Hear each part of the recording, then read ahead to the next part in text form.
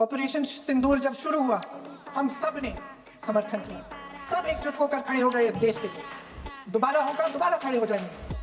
अगर हमारे देश पे हमला होता है तो यहाँ इस सदन में किसी भी पार्टी का हो, कोई भी हो, सब आपका समर्थन करेंगे। और हमें अपनी सेना पर गर्व है कि उन्होंने इस बार भी दृढ़ता से लड़ाई लड़ी, धैर्य से लड़ाई लड़ी, वीरता से लड़ाई लड़ी। लेकिन इस ऑपरेशन का सिंदूर का क्रेडिट, उसका श्रेय तो हमारे प्रधानमंत्री जी चाहते हैं। सही भी है, ठीक है, सही है, श्रेय ले, श्रेय ले। ओलंपिक्स में हमारा मेडल आता है, उसका भी श्रेय ले। लेकिन सिर्फ श्रेय लेने से नहीं होता नेतृत्व। इसके इतिहास में ये पहली बार हुआ कि जंग होते होते ही रुक गई है जी। और इस रुकावट का ऐलान हमारी सरकार, हमारी सेना नहीं करती, अमेरिका के प्रेसिडेंट करते, अमेरिका के राष्ट्रपति करते। ये हमारे प्रधानमंत्री महोदय की गैर जिम्मेदारी का सबसे बड़ा प्रतीक है। आज गृह मंत्री जी ने इस बात पर उल्लेख किया।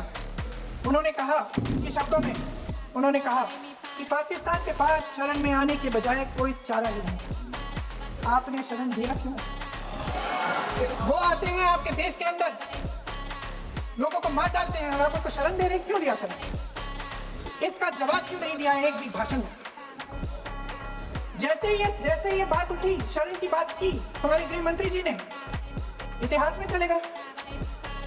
नेहरू ने क्या किया, इंदिरा गांधी ने क्या किया, यहां तक कि मेरी मां के आंसुओं तक चले गए। लेकिन इस सवाल का जवाब नहीं दिया कि ये सीज फायर हुआ क्यों, ये जंग रुका क्यों, और तब क्यों रुका जब दुश्मन के पास कोई चारा नहीं था हमारे श्रेय में आने के बजाय। क्यों रुका ये जंग? इसका जवाब नहीं दिया। मेरी माँ के आंसू की बात की है, मैं इसका जवाब देना चाहती हूँ। मेरी माँ के आंसू तब गिरे जब उनके पति को आतंकवादियों ने शहीद किया,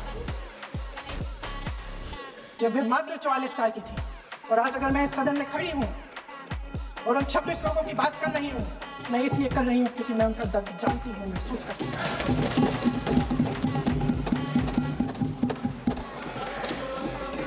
अध्यक्ष महोदय, मैंने कहा कि देश का नेतृत्व सिर्फ उपलब्धियों का श्रेय लेने से मजबूत नहीं होता। सफलता और विफलता दोनों की जिम्मेदारी लेने से बुलंद होता है। ये सोने का ताज नहीं है, कांटों का ताज है। अध्यक्ष महोदय, जब सरकार झूठी और कायर हो तो वे बहादुर से बहादुर सेना के साहस और पराक्रम को भी कमजोर करती थी।